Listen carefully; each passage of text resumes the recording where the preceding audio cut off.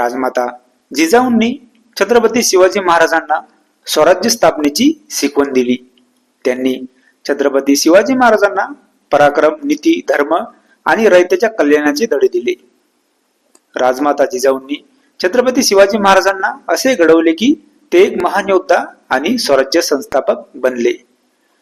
जिजाऊंनी छत्रपती शिवाजी महाराजांना लहानपणापासूनच धार्मिक आणि सांस्कृतिक गोष्टीचे शिक्षण दिले.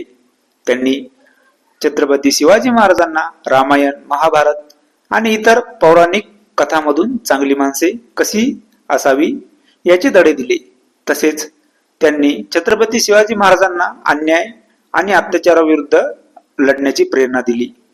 जिजाऊंनी छत्रपती शिवाजी महाराजांना नेहमीच सांगितले की आपण रयतेचे राजे आहोत आणि रयतेचे दुःख दूर करणे हे आपले कर्तव्य आहे. त्यांनी छत्रपती शिवाजी महाराजांना नेहमीच सांगितले की आपण आपल्या लोकांवर प्रेम करावे आणि त्यांचे रक्षण करावे.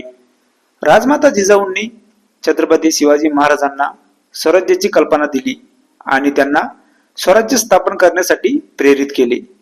त्यांनी छत्रपती शिवाजी महाराजांना नेहमीच सांगितले की आपण आपले राज्य स्वतःच्या हाताने निर्माण केले पाहिजे.